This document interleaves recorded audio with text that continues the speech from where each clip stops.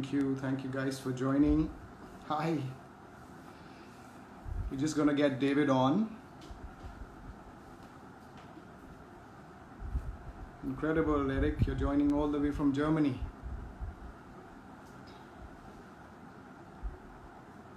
Hi, Kiran.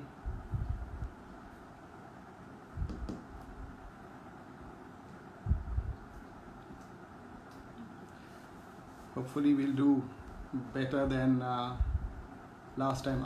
There is David. Welcome, David, welcome. I'm gonna send you an invite to join the show, David, and there it goes.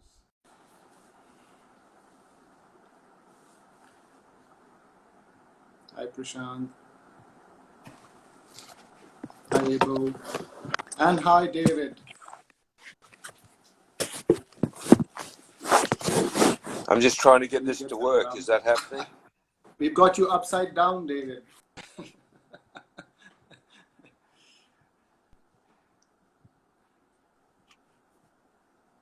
This is the second time that I am realizing that the kind of internet connections we have in India are better than most other countries. Can you hear me, David? I can't hear you yet. Hi, Gurmeet.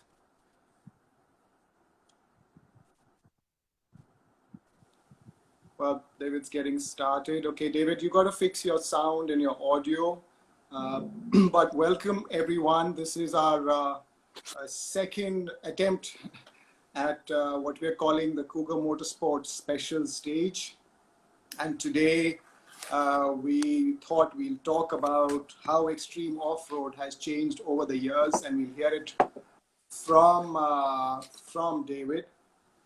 David Metcalf from Australia, who's been a long-time competitor, organizer, course master in some of the world's most extreme off-road challenges. And as you can see, he's facing a real challenge right now, and he's upside down again. Hang on, I'll sort this out yet. David, get the volume up. You're very faint. We can barely hear you. Okay, is that working now? It's better, a bit more effort. Okay, I will try to shout into the mic or what we've got here, but at least I can hear you, not like the other day. So thanks, mate. Just give me a second, David. I'm not sure. I can barely hear you, but I'm not sure if it's only my connection. I think everybody is going to have a bit of an issue trying to hear you. Maybe your microphone isn't picking up your voice that well. You'll have to come closer to the to whatever you're using, the phone or iPad. Yeah. And okay, is that any better at all? It's better. It's better. Hi, Yogesh. All right. So we wanted to talk about what you've seen changing in extreme off-road over the years. And thank you. I've got feedback on the screen that your audio is very clear. So obviously they can hear you better, which is all that matters. So David, I'm going to straight away shoot into some questions. And today we've got this divided in three parts. We're going to hear a bit about David and his experience with events. We're going to talk a little bit about David, and then we'll talk about David and RFC India. So the best part will come at the end. All right, David. So David, how long ago did you compete in an off-road competition for the first time? Around 1996, 97, I started to get involved with four-wheel driving here in Australia. Okay. And you became an organizer much later, right? Yes, I did. I could be jumping, but just with the involvement of myself in motorsport, when I saw The Man from Snow River, an Australian movie, I bought a horse. When I saw Deliverance, I bought a canoe. When I bought a four-wheel drive, I saw the then Monsoon Challenge, and I wanted to compete in an event like that in Malaysia. So four-wheel driving, to me, my life since 1996 has been involved in four-wheel driving. So it possibly went downhill after I saw the then Monsoon Challenge, which turned into the Rainforest Challenge. Okay, okay. Hi, Jaskira. Thanks for joining. Okay, so 96, you started competing and then became an organizer. Okay, straight away the question, which is related to the subject today. How have off-road competition vehicles changed? How have you seen them change over the years? I know it's a very large question, but if you could stick to specifics in terms of type of vehicles, maybe engines, suspensions, and stuff like that. So just give us a perspective over these years, over the last 24 years. Okay, I can only say for myself in 96, get to 98, I was organising in 96 some club style events, but I did my first Outback Challenge in, I think, 98, 99. I went to Malaysia in 98. And the vehicles back then were basically touring vehicles, what you've got now. We'd have a winch on the front, and in Australia, our touring vehicles, we'd go out for weeks or whatever, not myself, but that was the idea. We'd go out. And the Outback Challenge started with those touring vehicles going out to, you were self-sustained, you catered for yourself, you looked after yourself, you carried your parts. But before that, that got the Rainforest Challenge. It was different, but it started from vehicles where you had to build, you had to carry your own gear, you had to survive yourself. It was a week out in the bush, in the jungle, with no added support. And it has changed over the last, 20 years now to full on competition. So, yes, it has changed a lot, mate. Okay, okay. And what about safety? Safety has changed immensely in those days. Since then, we used to have lap sash seatbelts, which the Malaysians never wore. I don't know what happened in India. I can only give my Malaysia experience of lap sash seatbelts. We were competing. We were doing, 100 kilometres plus an hour through the bush with a lap sash seatbelt. No helmets, no roll cages, no nothing. It was fun. We were invincible. But things happened. And myself in Extreme 4x4 Sport was one of the first to introduce safety into Australia. And I'm not talking CAMS, the Confederation of Australian Motorsports, had all that. But winch challenge type vehicles, off-road, it was just a social sort of stuff. We didn't have that until there was a fatality, and I bought in roll cages, window nets, harnesses, helmets in one fell swoop, and it worked. And so now the safety is number one priority. And that's why in India, I just push, you just seatbelts tight. Safety is, I want to see you guys go home to your families at the end of the day. Right, right. Well, I think that's been uniform everywhere.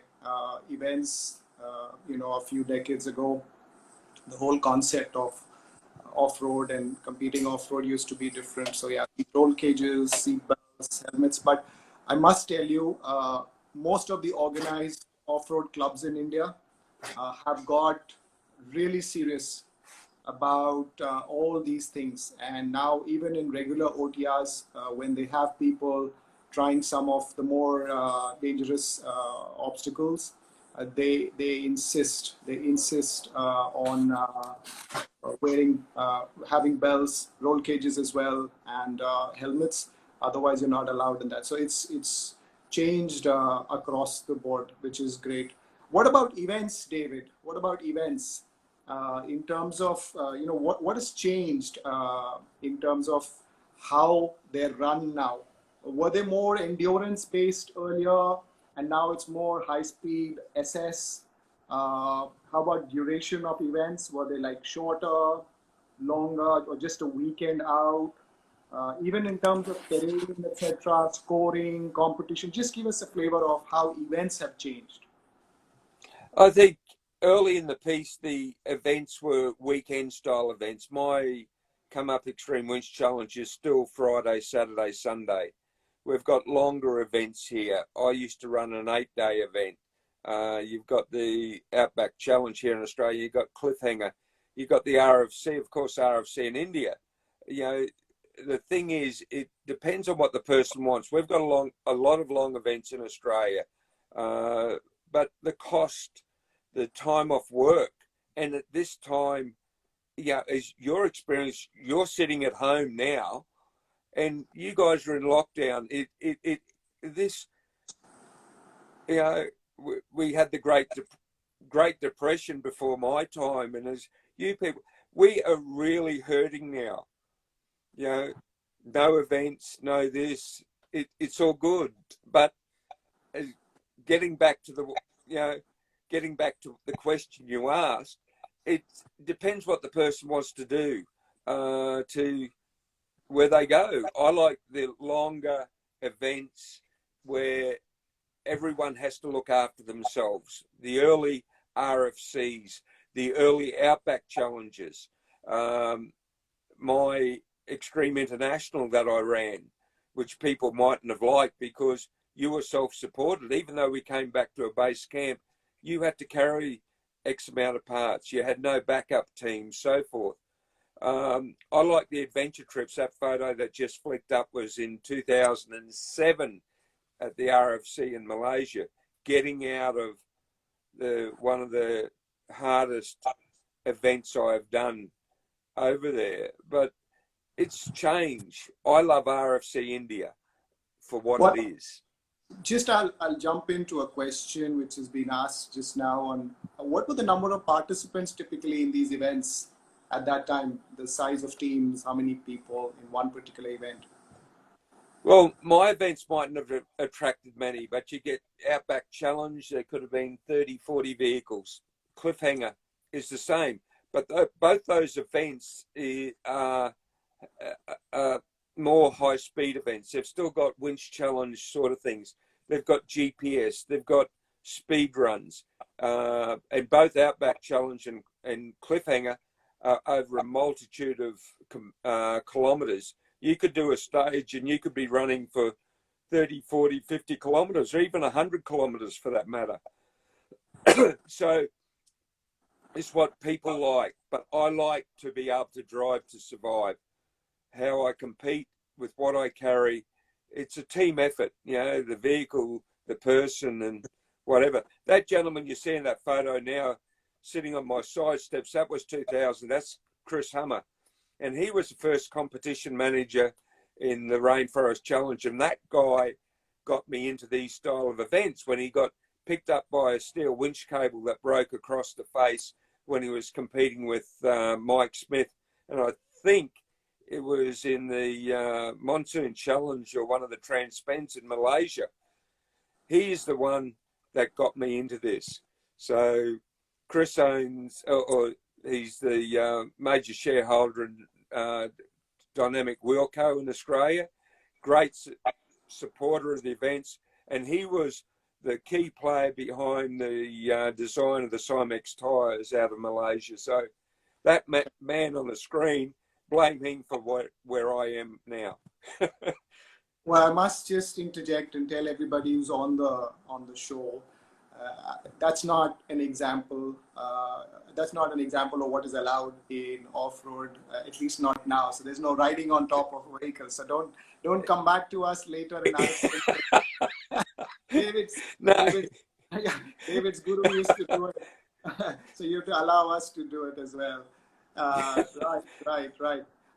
Great, David. So that's interesting. Just let me ask you, what about the future? What do you see about events and vehicles? I mean, what direction do you think this is going to take? Has it sort of fully evolved, or the events are going to change in a big way? Are the vehicles going to move in a different direction?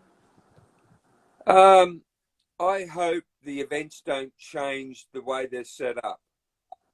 Yeah, I'll credit that photo to Diana. I don't know where you pulled that from, but yeah, that's me lying down in the mud at the Elephant Mud Hole taking a video of Diana from in England in what's that, 4x4 off-road.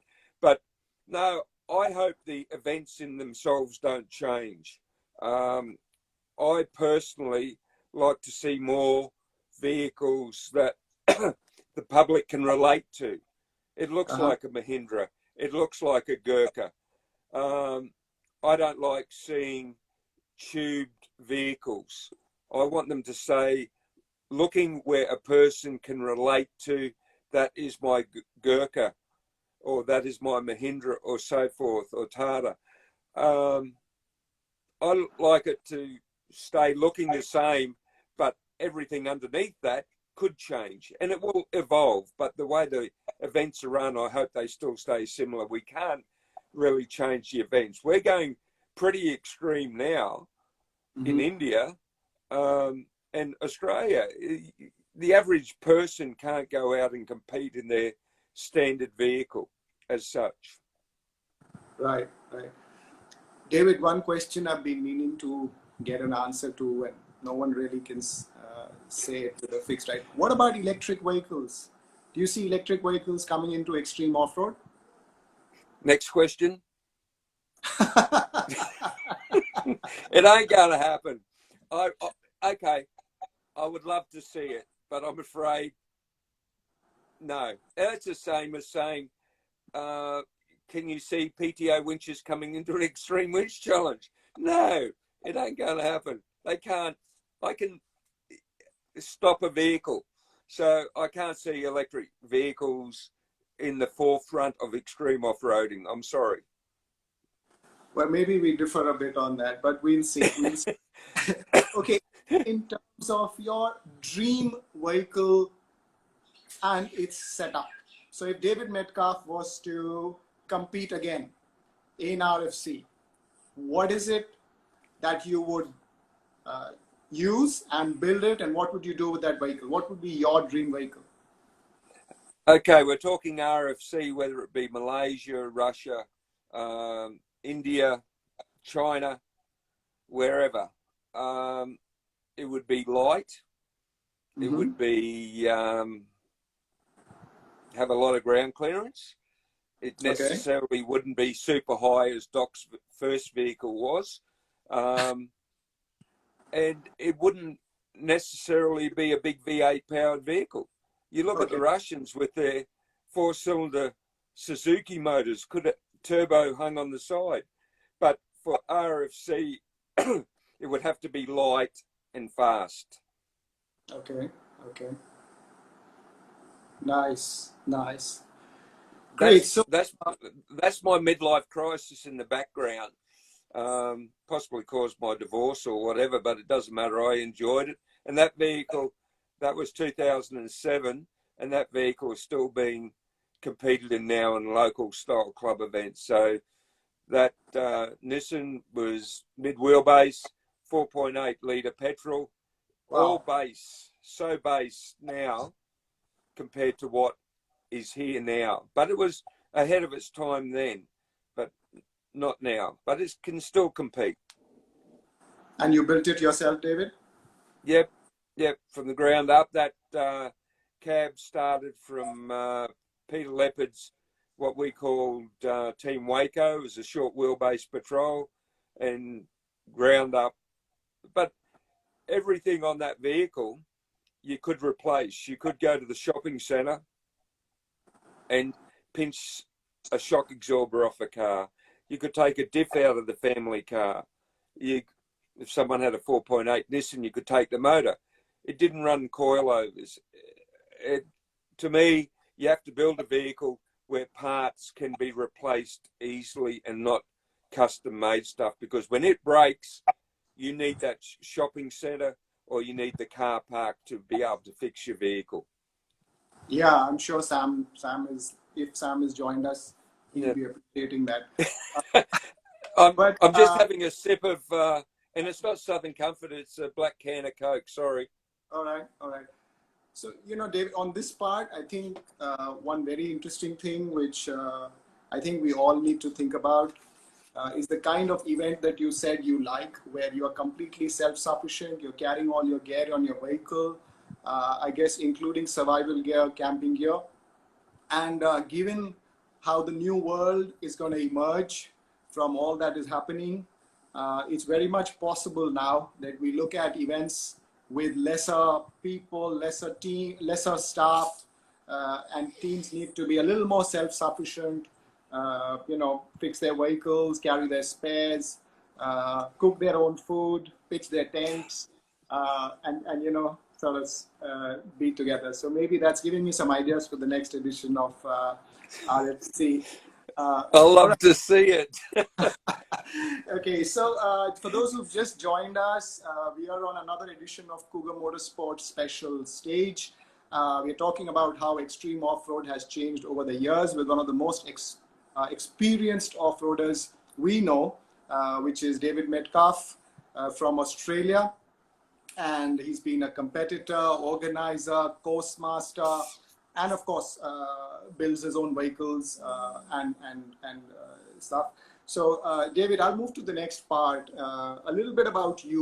We don't get time to talk to people and to tell them about you and discuss you whenever we are in an event. So, how about a little bit of background? Sort of your background, your schooling, work, family. A little bit about that. Okay, at the moment, I'm single. I've been married twice. I've got 2 great children I love dearly. I still care about my 2 wives as such. But I grew up in a family. I was the youngest, so I was the spoilt person, as all younger kids are. I took on the trade as a diesel fitter or motor mechanic, and it just blossomed from there. I've had a lot of experience, vehicles, and it's been not a strange. It's been a great life. I love it, and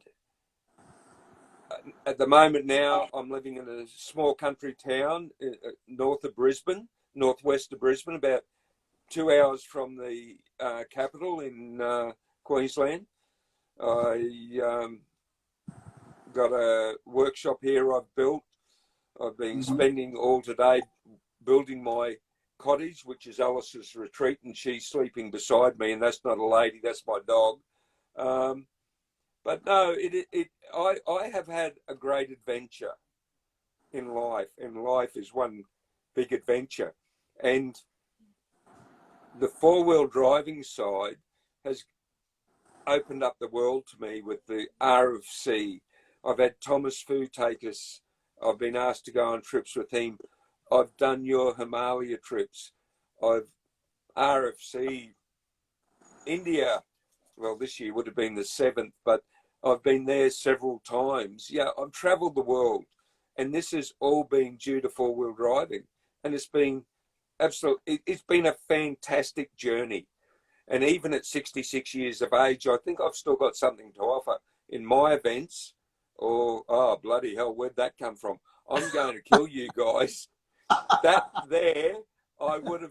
was 66. That was about 40 years ago down in Jimboomba, which is south of Brisbane, mowing. I think I didn't even have a 4-wheel drive back then. We had a couple of acres of land, and that was me. I've got hair, as you can see. I want to know who's responsible for these photos, okay? Because they are on my mark list when I come back. No, but that's great. But 4-wheel driving is an adventure, and you do those events. And I must compliment you. You have to remember that I did things on safety, and I lost a lot of competitors. I used to compete with 40 teams on a weekend event, but more events came into place. I'm happy to get 10 or 12 now. But Cougar Motorsport has to be happy with what they have done in India, because people are copying it, and people only copy stuff that is good. So congratulations to Cougar. You've got people copying what you do. So, yeah. But anyway, let's get back onto the events. Yeah. What about cars, David? Apart from this lawnmower, what else have you owned and driven in your life? Your cars? I've had a bit of everything. I used to do a bit of, in the early days, I used to do a bit of trials riding on motorbikes and getting out in the bush on trail bikes. Then I used to do a bit of motor canoeing in 45 years ago in a Mini Cooper. And I used to do horse endurance riding. I've always liked the bush. So, and then my involvement with dogs, with dog obedience, and just everything leads back to the bush or to the jungle or whatever, and hence the four-wheel drive thing. So yeah, it's been a bit of a cross section of everything, and it's fun. Okay. Well, great. So, what about your favorite? I don't know, food or drink. I guess most of us can guess. Most of us can guess your drink. I'm just wondering about the food. What well, the wine came up. No, food. I love my Indian stuff. I love everything. You know, I love my steak. I love my pork. I love my lamb, seafood. The only thing I don't like is durian. You couldn't get me to eat that, even if you waved $1 million check in front of me. But no, I just like all food. It's just all fun. Oh yeah, that's 2007 in the jungle in Malaysia. So that was the morning after the night before, as such. Oh, there's a cup of tea there in the middle of all that. So yeah, but no, in general, anything. Okay. And the name MMM. You got to tell us how that originated, where that came. Yeah. That was the that T-shirt. There's a story that originated at the second Outback Challenge in Australia, and I just forget. I did the first one in, what was it, 98? Could have been 99, and I was an official down there. And when the video came out on it, some guy said, "You should be having a go at that video, man," because I've been running a couple of stages, and the video man called me Mean Mr. Metcalf, and after that it stuck. And that those T-shirts that I'm wearing, the fat one, was one of the competitors at one of my first winch challenges up at Land Cruiser Mountain Park was doing a fundraiser to go to RFC in Malaysia, and he was selling those T-shirts at about 1,500 rupee. And what annoyed me, every time I looked around at the first briefing, more of my officials were wearing them. Hence, Mean Mr. Metcalf has come in. I've just stuck. I've got the tattoo, and that's what I get referred to. So, David, I'm just going to ask you quickly a couple of questions I picked up on the screen. One is a question asking about where all in the world have you been involved with off-roading other than Malaysia? And the second question has been, what is the best thing that you think or what you like about off-roading? Okay, I've travelled, of course, throughout Australia. I've seen a lot of Malaysia, only a little bit of Thailand. I've been lucky enough to go through China, Mongolia, Russia, Siberia as such. I've done a bit of normal driving in British Columbia in America. I've done the Himalayas with you, even though I hated the heights and I'm a very bad passenger.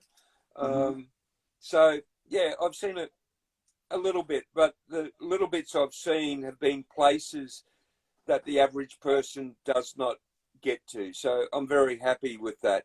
And I think the second question, why four-wheel driving?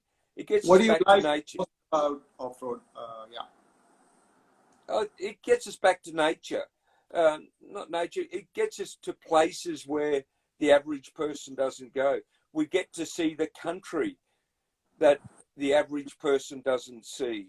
And it's quite surprising, whether it be in Australia or India, what's off the back road? You know, what is on your doorstep that people don't go to? You don't have to possibly go that far out of Delhi to get an experience. You don't have to go that far out of Brisbane. Like one of our icons in Queensland or Australia is Fraser Island. And when I lived in Brisbane, that would be, I'd say, 3-4 hours away. It took me, you know, I was, 45 or whatever before I even stepped foot on Fraser Island. And it's a renowned for its diversity in the beaches, the long beaches, the terrain, the timber, and but everything's on your doorstep. Get out and see it, people. Don't sit at home thinking that we can't do this. You can do it, and get out there and treasure your country with whatever country you're in. There's a lot to be seen. So get off your backsides and do it. Right, right. David, how many special stages have you designed during your entire life? It would have to be, well, even in India, there's 6 plus between Chandigarh and Bangalore. Yeah, India alone is 6. There's about 150 plus stages in India. So I reckon I'm up to 1,000 special stages that I've been part of doing. You know, I'm not saying I've done them all in India because I've had a great team. It's just not me, Mr. Metcalf.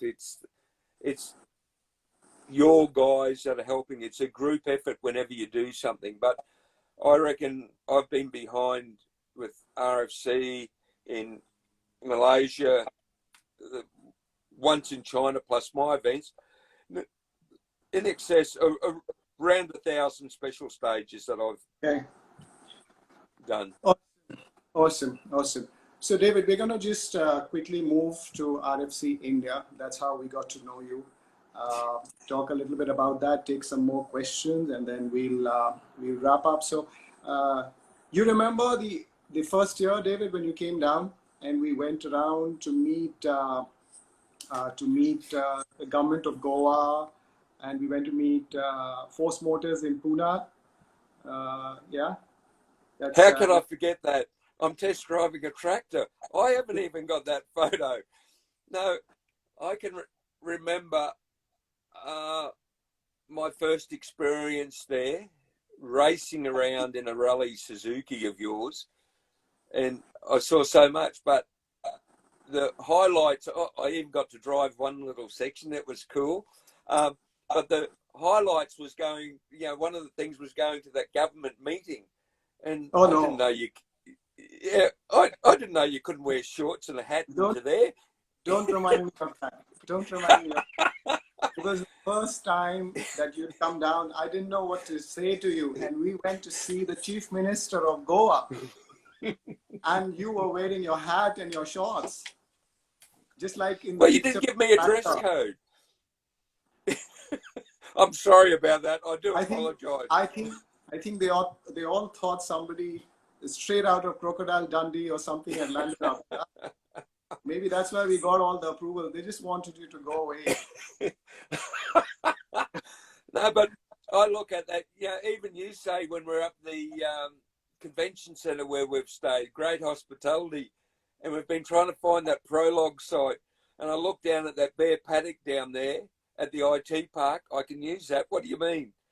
I think that was the biggest thing. Just finding that. We've been driving around for days, but India has been absolutely fantastic. You know, you gave me that opportunity and I love it.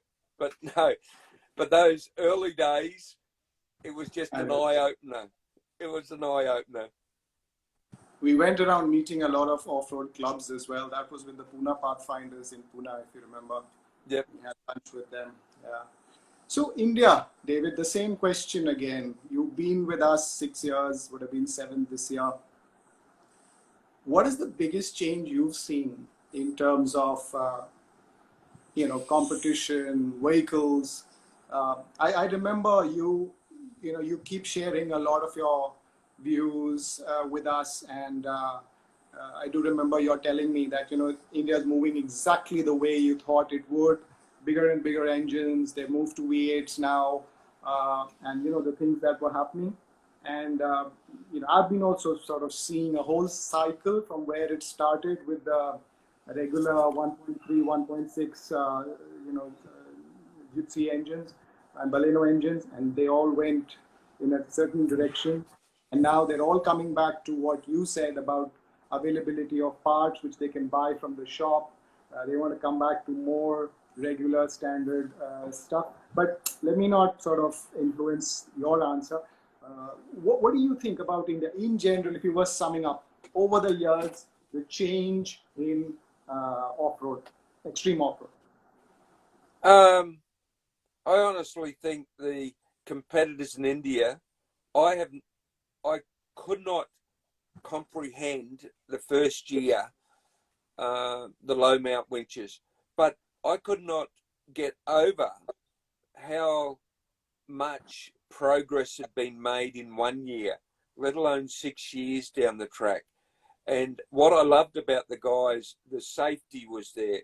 They were building stuff that was safe. They were listening to what was being said. And I loved it. They took on advice of what was happening. And from the short time of full-on competitive four-wheel driving, I love that photo when we were in Delhi. That was good. And I got that vehicle up the hill that the owner couldn't do, so I was quite pleased with that. That shocked me, but that was fun. But the progress and what the competitors are doing is unreal. The work that some of the workshops are doing is unbelievable. So it's a credit. I don't think we have jumped ahead this far, and I'm not having a go at anyone, but other countries. You guys, the safety in India has been 100% from day one, even before my passion on safety, and all the competitors from day one, safety appears to be the number one of what they were doing. But the vehicle build-up is fantastic, unreal. Right. Driving, David. What about driving? What I mean, what about how has the driving and how the teams changed over the years in India? And who would you say are some of the most improved teams? Some were always very good from the beginning, but we've seen a big change in some of the others. But in your opinion? Yeah, you could start at the top. The biggest shock to me was you had your Jagan and Chetan, a rally driver coming in with leaf springs. The first, Jagat, yeah. Unbelievable. How could that? And that man had the knowledge and everything, but he didn't have the knowledge of this event. But he proved that he could do it, and they're just unreal. And then you got the likes of I'm looking at a list now. Tried to put together. Where do you start with it? The Garari guys, Kabir and Gromit. They're just fantastic. They're great gentlemen. They don't say die when something goes wrong. And I've tossed stages at all of them that here in Australia, they just turn around and want to lynch me. And we've got Anurov and Doc. I mightn't have liked his first vehicle, but he's toned down a little bit. But the passion is unreal. Baju, Sadhu, Cedric. What can I say about Cedric? He can be he's just there. He's one in the background all the time, but he is there. Abhinav and Shambir, there's a lot of hidden, but their talents are unbelievable. And all of the talents of the Indian drivers is fantastic, and the co-drivers, absolutely spectacular.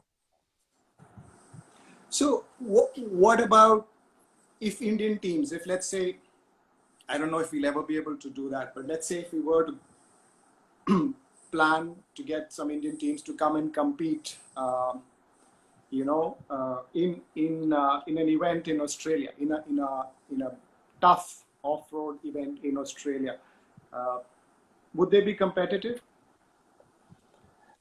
That's a bit of a 2-point question in a way. The drivers and co-drivers are more than competitive and knowledgeable, right?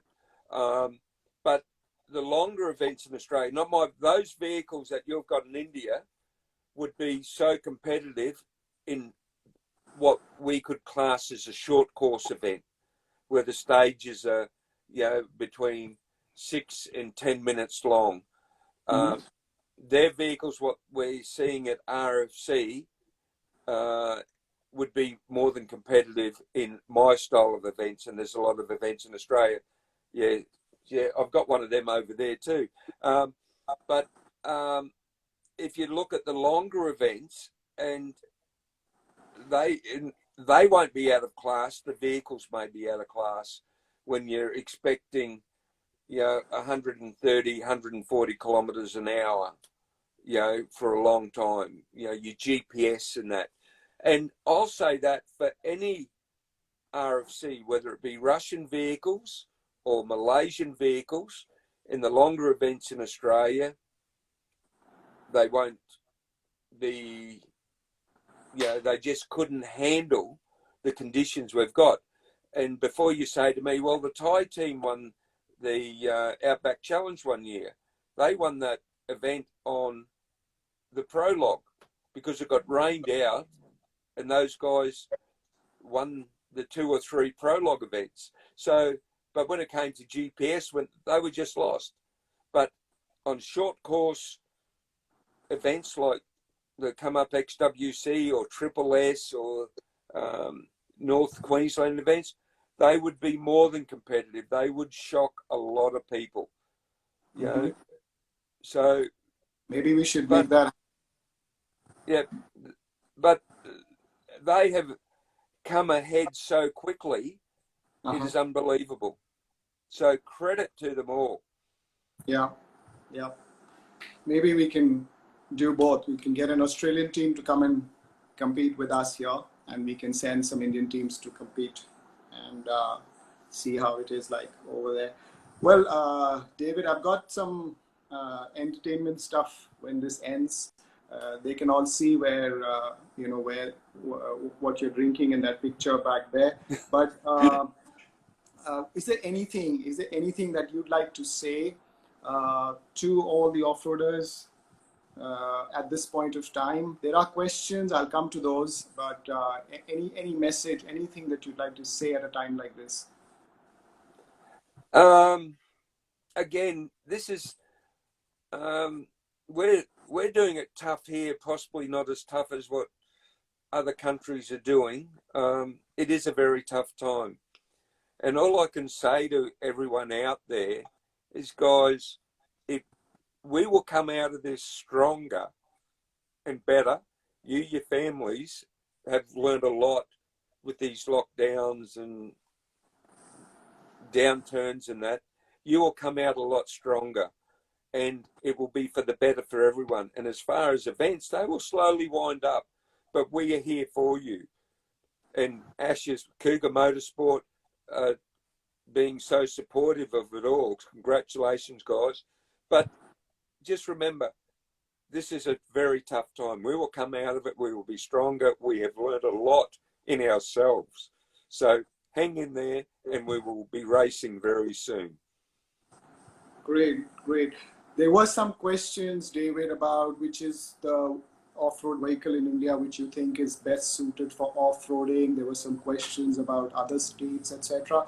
But I think in the context of extreme off-road, it's not really any stock Indian off-road vehicle that I think you can comment on, because what eventually comes into the event is something which is built off a platform, but very different from what a regular stock vehicle is. And in RFC in India, we've seen the Gurkha, we've seen a lot of Gypsy based platforms, we've seen Mahindra based platforms, and a few others as well. So I don't know if you'd like to say something on that. But guys, I'd like to just put on something which is just to show you how Indian David is. And, while you guys come and compete in all these events in RFC and stuff, there's a lot of work which is happening behind the scenes, and I'll give you an insight into that work that happens. So I'm just going to put it on right now. I'm going to kill you. I love you long time. You've got to listen to the song he's going to sing. I can't hear it.